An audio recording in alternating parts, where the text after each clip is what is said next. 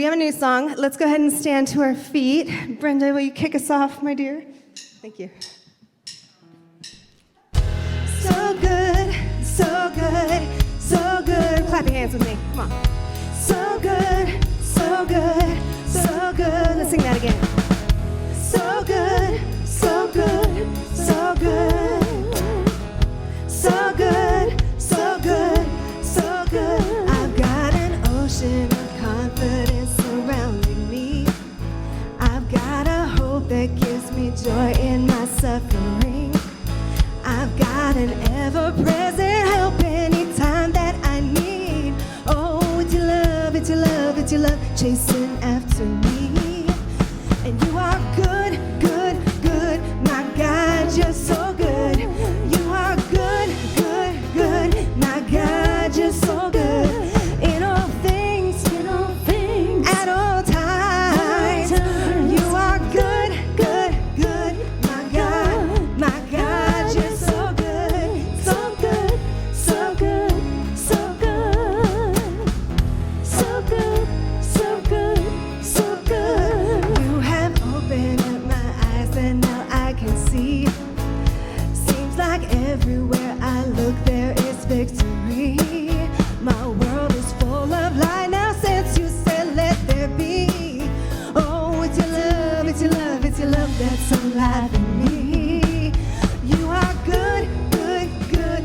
My God, you're so good. You are good, good, good. My God, you're so good. In all things, at all times. You are good, good, good. My God, you're so good. So good, so good, so good. So good, so good, so good. Ever sustaining, more than enough. No separating me from your love. My great provider, all that I need. Hold me together in perfect peace. Your perfect peace.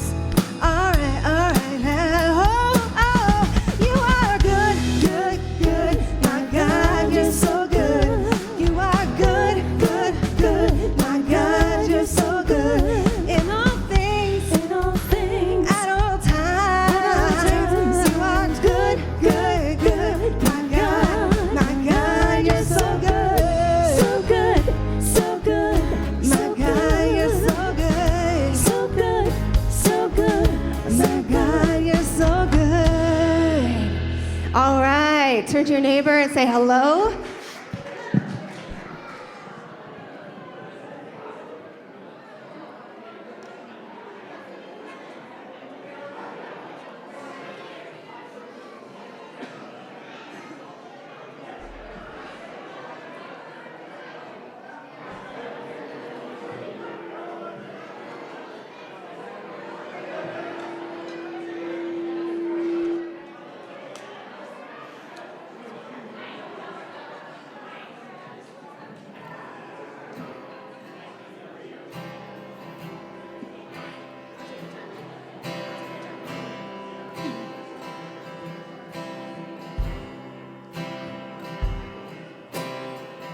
You were the Word at the beginning, one with God the Lord Most High.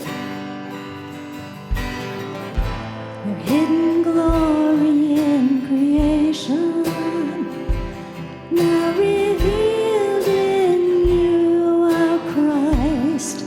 What a beautiful name it is! What a beautiful name it is! The name of Jesus Christ, my King.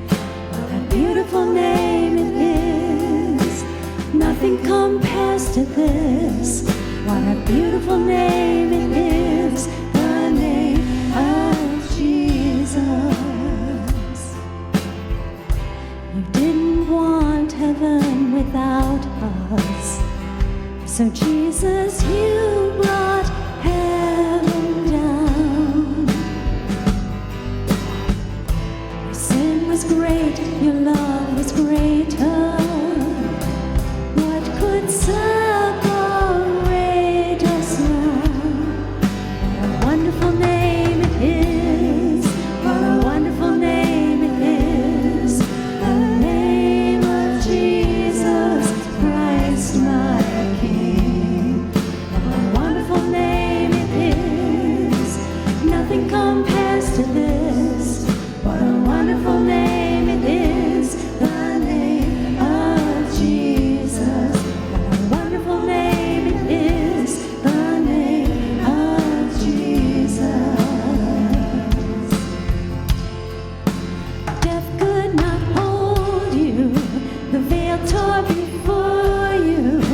silence the boast of sin and grave. The heavens are roaring the praise of your glory, for you are raised to life again.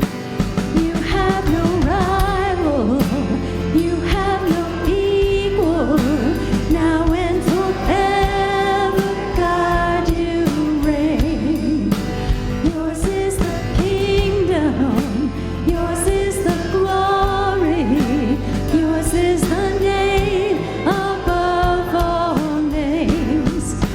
Powerful name it is, what a powerful name it is, the name of Jesus Christ my King. What a powerful name it is, nothing can stand against. What a powerful name it is, the name of Jesus. What a powerful name it is, the name of Jesus. What a powerful name it is, the name of Jesus.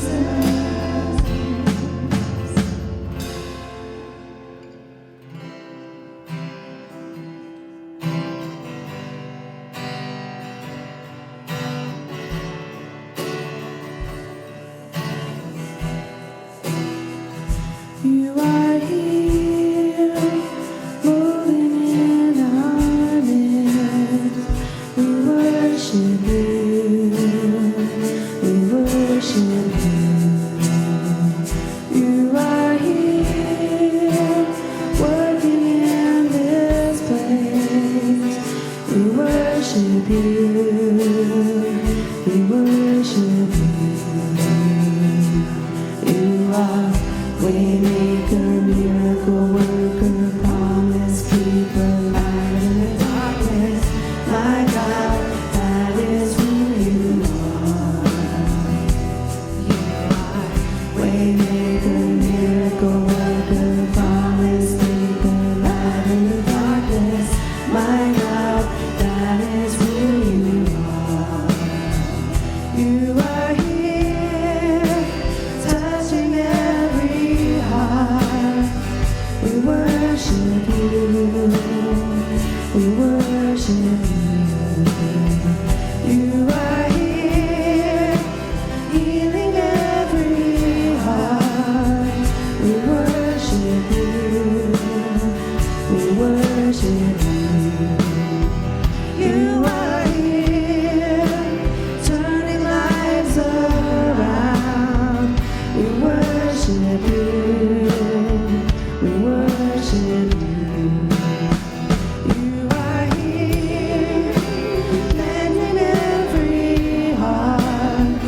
We worship you, we worship you. Waymaker, miracle worker, promise keeper, light in the darkness. My God, that is who you are. You are waymaker, miracle worker, promise keeper, light in the darkness. My God, that is who you are. That is who you are. That is who you are. That is who you are. That is who you are. That is who you are. That is who you are. That is who you are. That is who you are. Even when I don't see it, you're working. Even when I don't feel it, you're working. You never stop working. You never stop working. Even when I don't see it, you're working. Even when I don't feel it, you're working. You never stop working.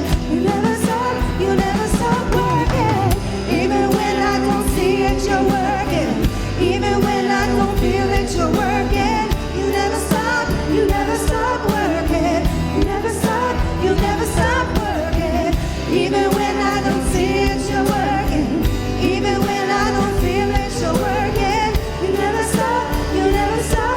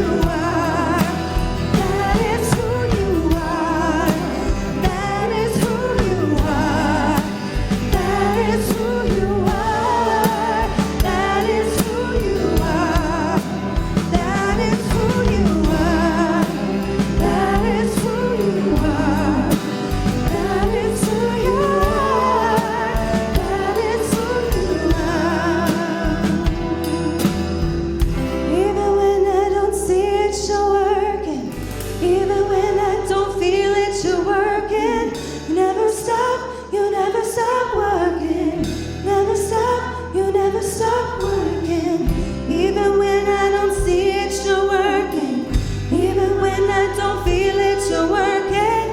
Never stop, you never stop working. Never stop, you never stop working. Even when I don't see it, you're working. Even when I don't feel it, you're working. You never stop, you never stop working. Never stop, you never stop working.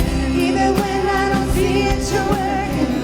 Even when I don't feel it, you're working. Never stop, you never stop working. Never stop, you never stop working. Waymaker, miracle worker, promise keeper, light in the darkness. My God, that is who you are. You are waymaker, miracle worker, promise keeper, light in the darkness. My God, that is who you are. Sing it. That is who you are. That is who you are. That is who you are. That is who you are. That is who you are. That is who you are. That is who you are. That is who you are. God, thank you that even if we don't see you're moving, we know that you're doing something behind the scenes, God. And we know that you're good and that you care for us. And even when it doesn't always feel like that with our narrow, limited vision and with what we're experiencing this side of heaven, God, sometimes it's hard to believe that you are doing something good for us and that you are working in the background. But God, thank you that we know that we can trust you. You're faithful. You've proven it over and over and over. So Lord, I just pray that you would heal people's hearts, heal people's bodies, heal people's minds right now as we're sitting here. And God, I just pray that you would fortify us and give us what we need to make it through this week. In Jesus' name I pray. Amen. I'm Paul Miller, one of your elected elders, and I'd just like to ask God's blessing on this service. Our gracious Heavenly Father, we thank you for your sovereignty. We thank you for your unfathomable love for us. And Father, heavy on our hearts is the situation in Ukraine, and not only for the Ukrainian people, but for the Russian people, for the Russian soldiers, Ukrainian soldiers, for the families that are suffering because of it. Father, we just ask for your sovereign hand to move and your perfect will to be accomplished, and that you would be honored through this conflict. Father, again, I thank you for Red Rocks Fellowship, for this church family, for those who aren't with us. We ask for your abundant blessing on every person that's involved. And Father, again, we thank you for the opportunity to have a personal relationship with you through our faith and trust in our Savior, Jesus Christ. In his name we pray. Amen. He's doing there. Well, since it's Youth Sunday, we're going to move into the subject of work. And Leo is going into the trades, and I know you're going off to college, but work is the next stage, right? We have to earn our keep. Now, I should go into a theology of work before we really get into this, but I don't have enough time. So we're just going to get into this. I probably won't do justice to the subject, but that's really what we're going to be looking at as we look at this passage from 2 Thessalonians chapter 3 today and discuss this issue of work, because I think there's a lot of misunderstandings about what work is and why we do it. So let me start off, though, by talking about an article that I came into, I learned about it really through my son, Logan, who became first aware of it, and then he kind of pointed me to it, and I went and found it for myself and read it. And anyway, it's John Calhoun. He's a psychologist for the National Institute of Mental Health. He published a study that was actually initially published, I think, in Smithsonian Magazine. But he built a 9-foot square cage for selected mice and observed them as they thrived in this artificial environment that he had created for them. He selected mice for their genetic characteristics so that there were no factors for disease, no cancer, etc. in these mice. In fact, he removed all of the contributing factors for death from his mouse colony, except for old age, and there is no way, as you know, to remove that factor. So food and water were provided in abundance. In fact, the philosophy was that everything should be provided in such a way so as to guarantee survival. His colony of mice grew from 8 starter mice to 2,200 in a cage that was designed to contain comfortably a population of 160. Now, it should be noted that Calhoun intended to study the effects of overcrowding, so he was intending for that to be the case. But I think he found something quite unexpected, and I'm not sure that he realizes really what he discovered. After about 2.5 years, the population of 2,200 mice began to disintegrate. There was no physical escape, and so the following characteristics began to take shape. As in the wild, the mice initially formed family pods or group pods of about 12 or so mice in which each mouse performed a specific social role for the group. However, because all the pods succeeded in survival, defending territory was soon abandoned. The males who had been the leaders of these pods and their primary defenders withdrew from leadership, and the females became dominant. Now, the next phase is most interesting in all of this. The dominant females then kicked out any mouse from the pod that did not have a role in the pod. This meant that all the young mice, because all the roles had already been taken by the time the young mice were born, were excommunicated from each pod. And it was this factor that ultimately completely disrupted the colony. Now, it was okay that they were kicked out of the pod because survival was easy. Survival was guaranteed. So the young mice, with no role to fulfill and no struggle to overcome, just simply became increasingly self-indulgent. They ate, drank, slept, and groomed themselves, but showed no normal desire for anything outside themselves, and in fact, failed to reproduce. Dr. Calhoun observed that courtship and mating, the most complex activities for a simple creature like a mouse, were the first activities to cease. After 5 years, all the mice had died, despite the fact that they had an abundance of everything. They had no need and no disease. Every single one of them died. There simply was no mice being born. And so when they all aged out, they were all gone. As I said, Dr. Calhoun was attempting to study overcrowding. But I think he discovered a principle that is more interesting, that all of God's creatures need to be productive. All of us. That the struggle of finding and gathering the materials necessary for survival, of overcoming hardship, is important to our very foundation of our being. Or we might say, I don't like to work. Work is hard. But work is actually necessary. It's important. It's valuable. So we've been looking at this idea throughout the past few weeks of covenant. And the purpose of this series is really kind of to delve into the responsibilities of a Christian as a Christian. And Christ has established this covenant in which he supplies, similarly to Calhoun's experiment, he supplies everything for our salvation and everything for our eternity. And so then a Christian is like Calhoun's mouse colony. Life is easy. But what is our response to that? When we're going through Titus this past winter, we discussed that our role as a Christian is to put on a new self. We're supposed to be something new. To use Jim Newell's term, we need to reckon our salvation. And as we do, we then grow in Christ. It's okay that I stole your term, right, Jim? That piracy is a good thing. Growth is the measurement then of the Christian life. We are supposed to grow in Christ as we put on this new self. And so today we're going to be looking at this relationship that work has to our growth. Now, if you haven't already gotten there, turn to 2 Thessalonians chapter 3 this morning, as we're going to be looking at this important passage. And I think that we can see, as we look at this passage, that work is essential to our growth in Christ. But our work is even bigger and more important than that, because if I grow in Christ, that only impacts me, right? As we delve into this subject, I want to show you that your work transcends simply getting what you want or need to provide something greater. So we need to first understand that as we grow in Christ, we begin to see that work is discipleship. Work is discipleship.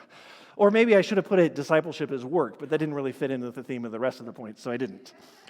But work itself is discipleship. We are not to be lazy sluggards. That ultimately comes out in this passage, because we could certainly become that way, especially as we consider, again, as I said, that Christ has already provided salvation to us, and that there's nothing that we can do, we can't earn, we can't work our salvation. We cannot do anything to ensure our salvation. And so when you combine that with the promise that Jesus is coming back soon, well then, why work? And apparently that is the attitude that some in the Thessalonian church, the church of Thessalonica, had. They had become like the young mice in Calhoun's mouse colony. Why work? We have everything we need, and besides, why invest in this world when eternity is just around the corner? What's the point of it all? And this is what Paul is speaking to in 2 Thessalonians chapter 3, which we pick up in verse 6. Now, we command you, brothers, in the name of our Lord Jesus Christ, that you keep away from any brother who is walking in idleness and not in accord with the tradition that you received from us.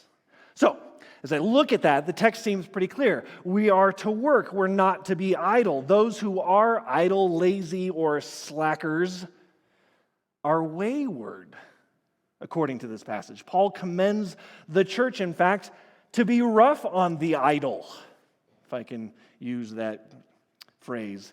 Notice that Paul gives a strong order. I command you. Not, I think you ought to do this. I think it would be valuable for you. Not, oh, this is a good thing. I command.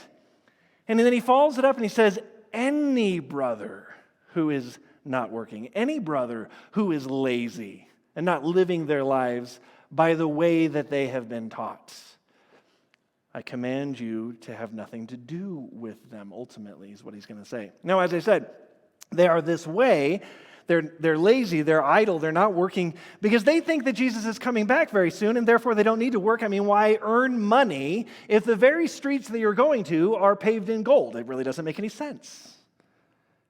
That's just sort of a logic to that. I mean, I can kind of identify with that perspective. But this passage is actually the second time that Paul talks to the Thessalonian church, and he tells them to not be idle. Back in 1 Thessalonians chapter 5, verse 14, he says, and we urge you, brothers, admonish the idle. Encourage the faint-hearted, help the weak, be patient with them all. Admonish the idle. Right there in the midst of all of these instructions to help the weak, there is this address of idleness.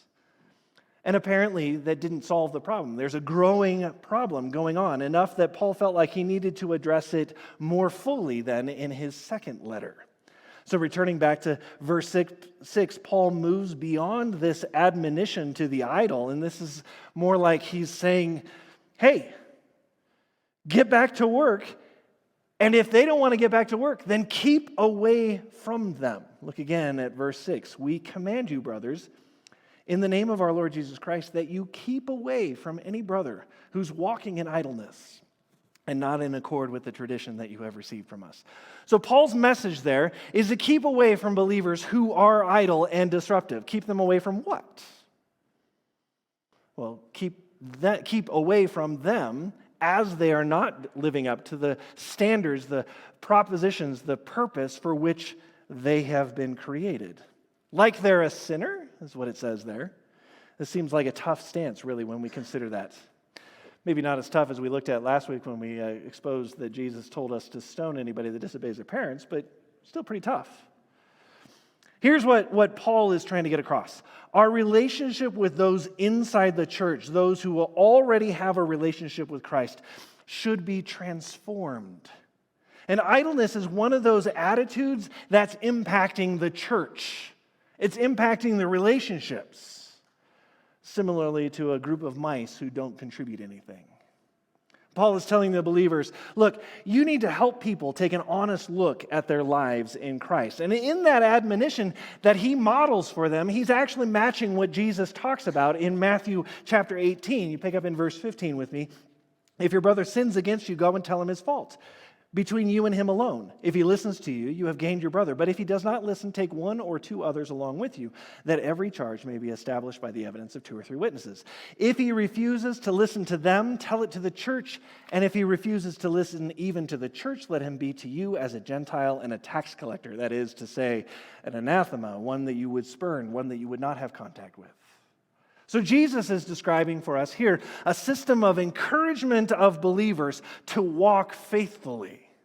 He's saying that if we see an area of sin in another believer's life, we should go to them and we should say, God wants something better for you.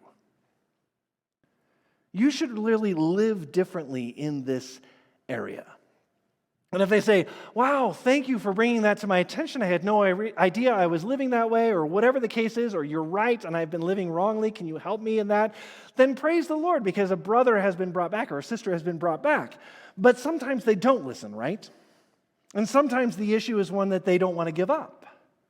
And then Jesus says, well, then bring a couple of people who know them and love them.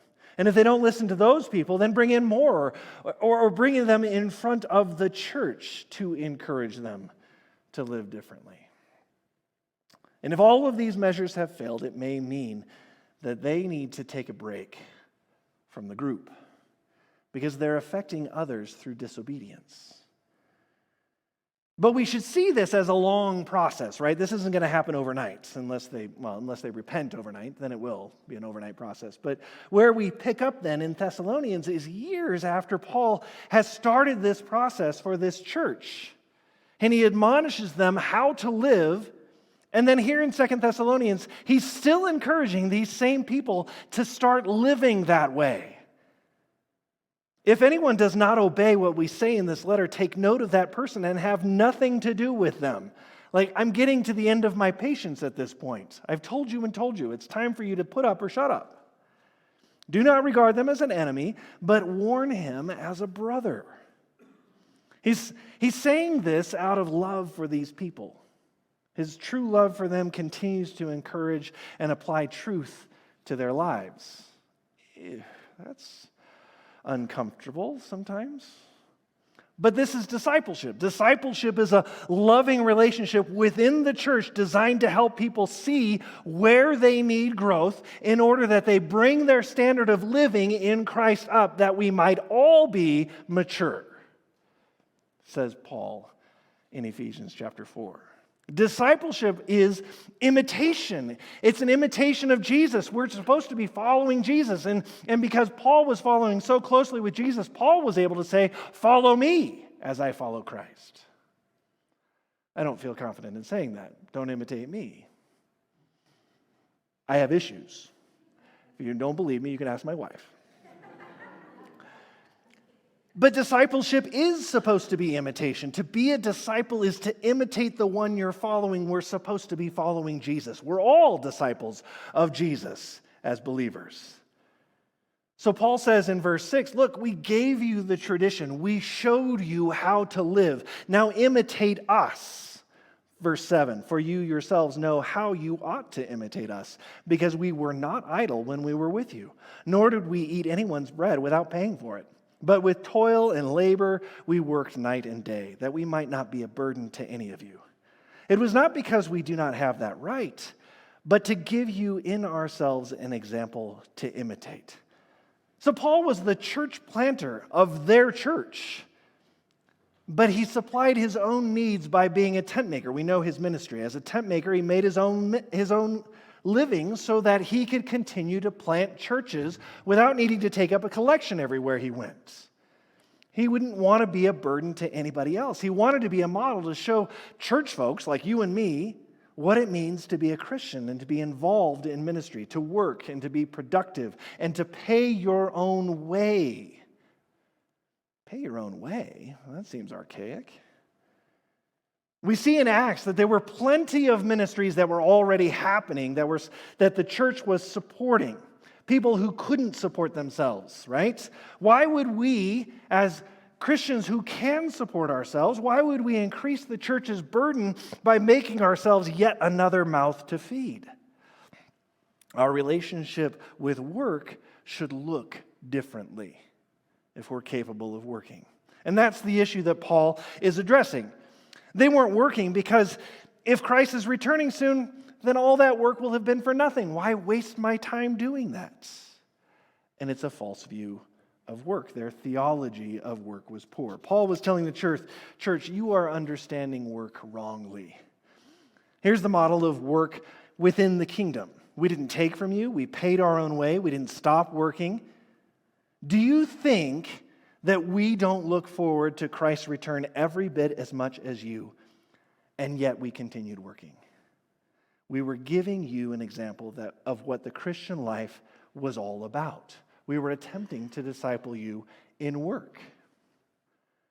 Because ultimately, work is ministry as well. Work is a part of ministry. Work is ministry.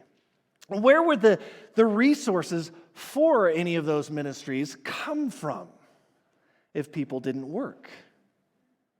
But not only that, where would the witness for ministry come from?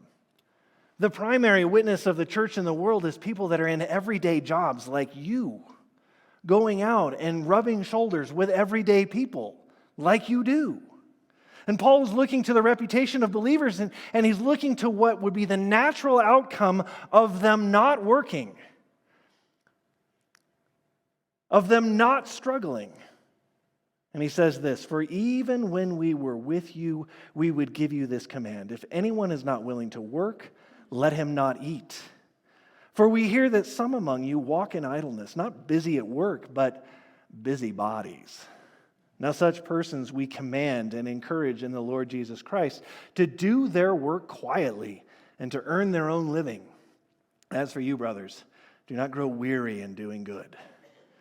So verse 10 indicates that there was a food ministry, right, of the church. And those who couldn't provide for themselves were provided for. Maybe this is an extension of that ministry in Jerusalem that took care of the widows, right? The ministry that gave rise to Stephen and Philip and the rest of the gang there, right? We don't really know. But what we do know is that Paul says, look, if someone won't work but they can, and they're unwilling to work, don't feed them. I remember Jack preaching on this passage about 10 years ago, and he called that no loaf for the loafer. I thought, that'll preach. But what is happening here? The lack of work is pulling resources away from the real ministry, right? If I'm feeding a bunch of people who could be feeding themselves, but are choosing not to, and believe me, I meet them often at our front door, but they choose not to, they're pulling money away from ministry that could be given out to those that really legitimately need that ministry. So in that sense, work itself is a ministry because it's not using up the resources and taking those resources from a place where it could be most needed. Not only that, but those with nothing to do, no work, says in verse 11, they end up becoming busybodies. Sure, you can think of an individual in your life that is a busybody, and it seems like they've got all kinds of time to think about your time. Why is that? A busybody gets tangled up into other people's lives. They interfere with healthy community life. They take rather than give. They're idle, lazy, slacker types that don't contribute to the community. Instead, they just clutter it up with lots of ideas. Work is the means by which God has allowed us to eat and provide for ourselves, but it's far more than that. See, our work actually matters to God. When we work, we honor God by supporting our lives and by supporting the gospel going forward. We're stewards of the gifts and abilities that God has provided us, but not to use in any willy-nilly way that we think best, but to support the community of Christ as a whole. So if we're able, we're to work because God calls us to work, not to tell everybody else how to work. We are to work. And I think we know how we are to work. When we are to work, when we work, I think we know this, we're doing what God wants us to do. And that's innately within us, although we don't like to admit it. Because it's more fun to say, I hate work. We're being faithful then to the teachings of Scripture. We're following the example of the apostles. We are working and feeding ourselves and providing. Paul took up a collection and he brought it back to Jerusalem. Who gave to that collection? People that worked. So we're not to be busybodies, we're to be busy. Busy doing what's good. Verse 13 says, brothers, never tire of doing what is good. Work is included in that, doing good. By working, by caring for ourselves, our family, by supporting the work of the church, you are doing good. When we do what is right, what is good, we are challenging ourselves to actually live. We're encouraged through purpose and activity, and that activity does us good.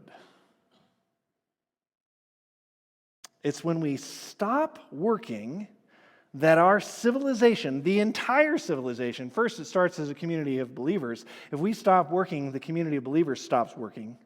But our entire civilization, just like Calhoun's mouse colony, stops working. Even though it may not always be easy to do, actually it might be especially when it's not easy, we're doing something that is a part of a much larger work that God is doing. In us, through us, in the church, in the city, in the nation, in the world. By working, you're doing good. You ever thought about that? It feels like at times that work is just about us. It's a selfish thing so that I can get a paycheck. But it's far, far more than that. Work is ministry. Paul says in his first letter to the Thessalonian church in verse 5 of 1 Thessalonians 5, he says, for you are all children of light, children of the day. We are not of the night or of the darkness. Verse 11 says, therefore encourage one another and build one another up just as you are doing. We encourage and we build each other up, not by taking from each other, but by giving to each other. One who doesn't work has nothing to give. The whole of Paul's encouragement has been pointing us toward this eternal perspective and how we ought to transform our lives today in this moment, even so that we can work out eternity in some sense. It is a part of what it means to reflect God's character. And we're going to get into that in just a little bit, but hold on to that. As we work, we reflect God's character. Ultimately, our relationship with Christ changes our relationship with work. If we've placed our faith in Christ, we have been given the Holy Spirit. He challenges us to live out an abundant life. You cannot live out an abundant life if you have nothing to give.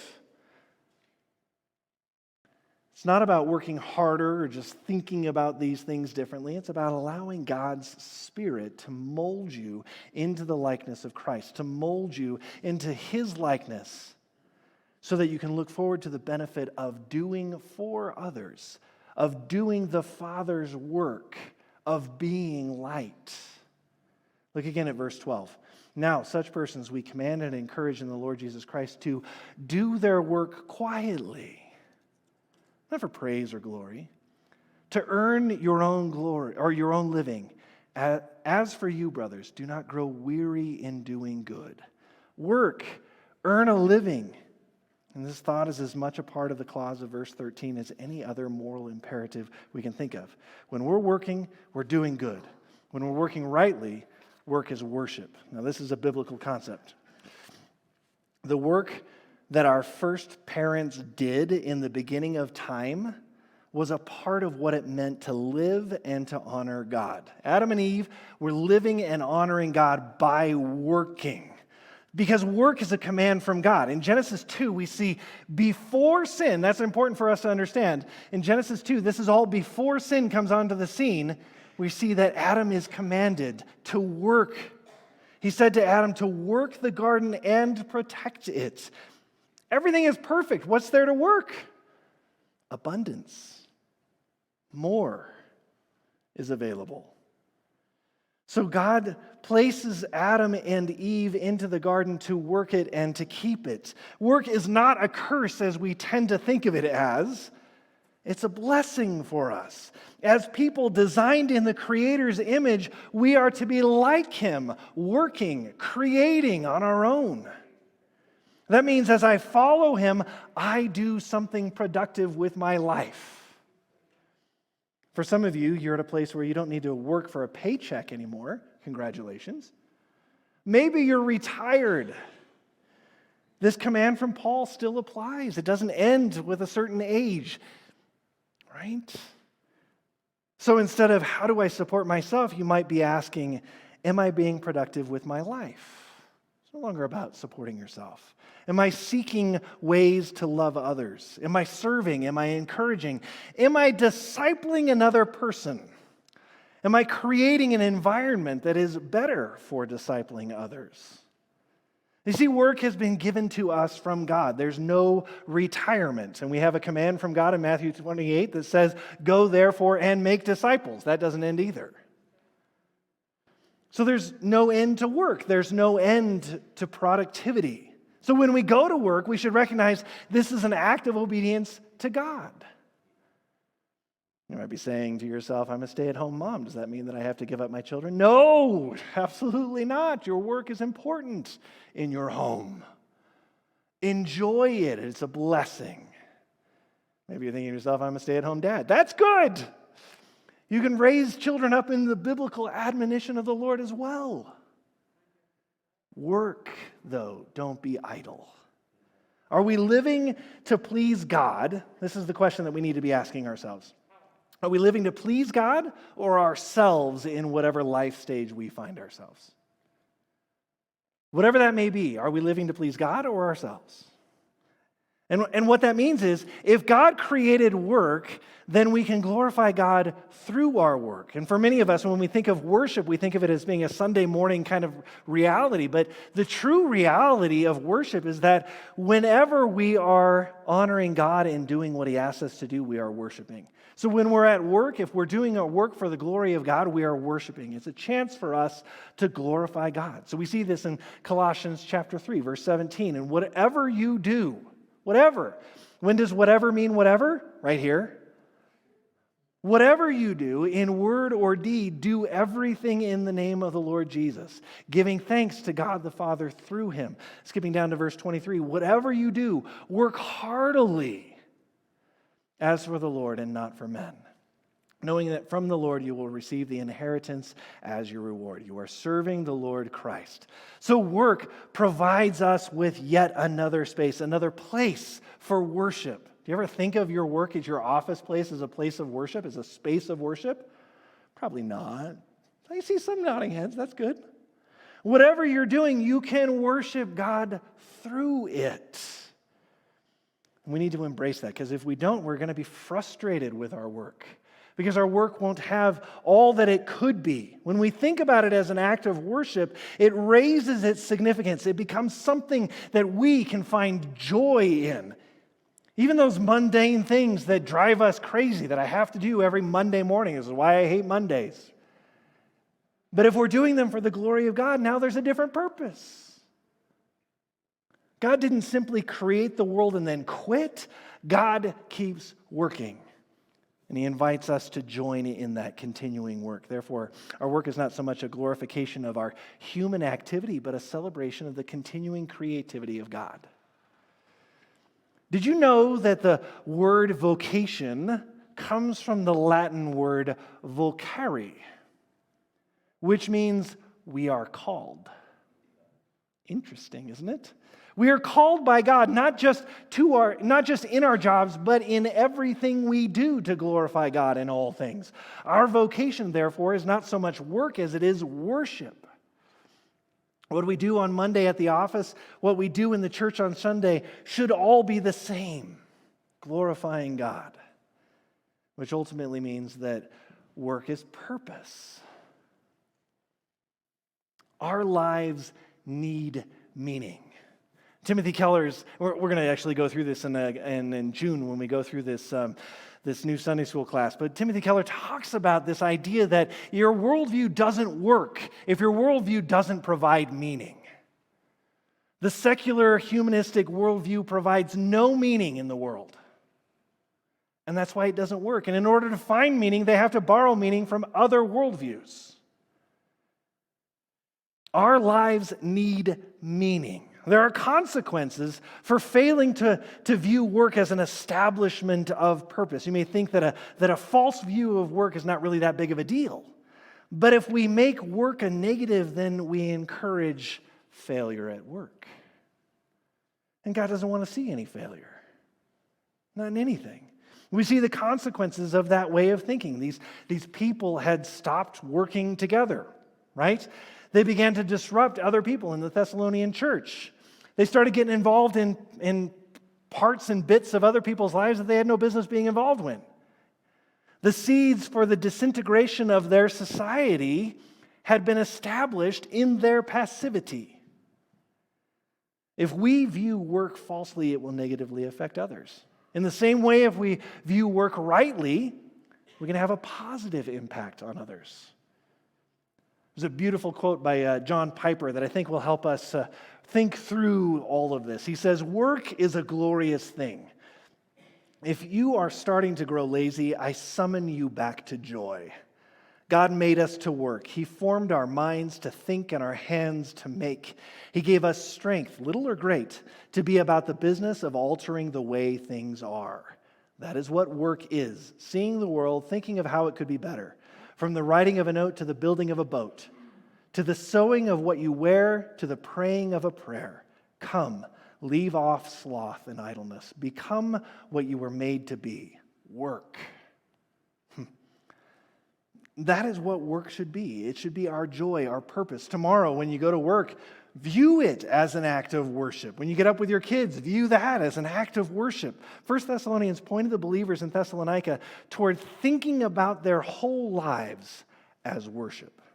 Finally, then, brothers, we ask and urge you in the Lord Jesus that as you receive from us how you ought to walk and to please God, just as you are now doing, that you do so more and more.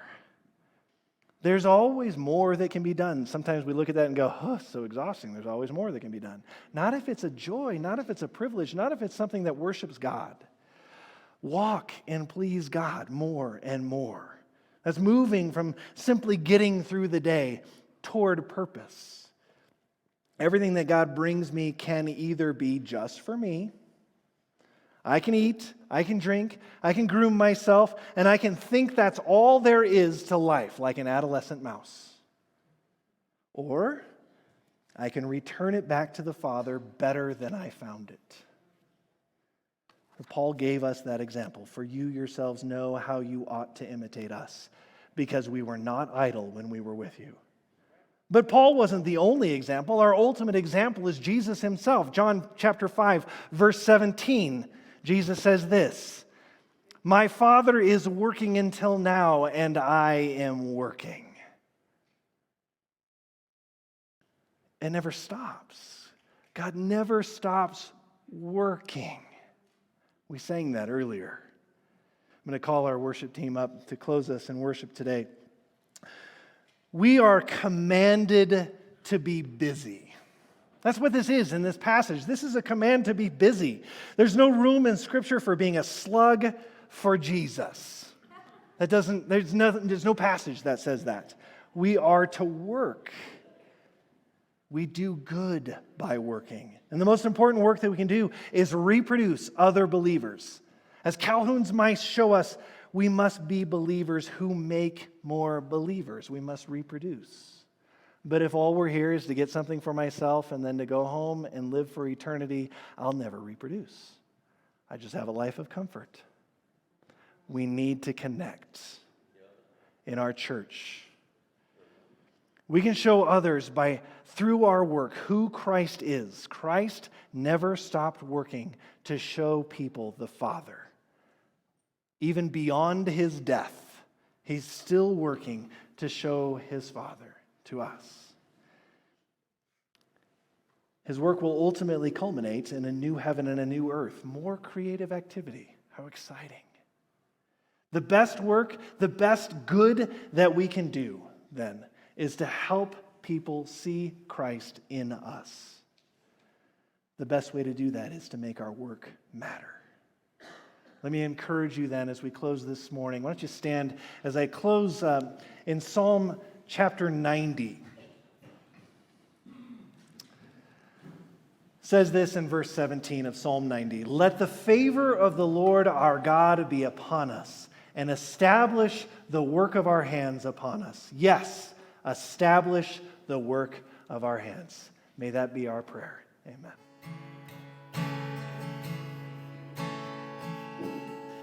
Let the King of my heart be the mountain where I run, fountain I drink from, oh, he is my song. Let the King of my heart be the shadow where I hide, ransom for my life, oh, he is my song.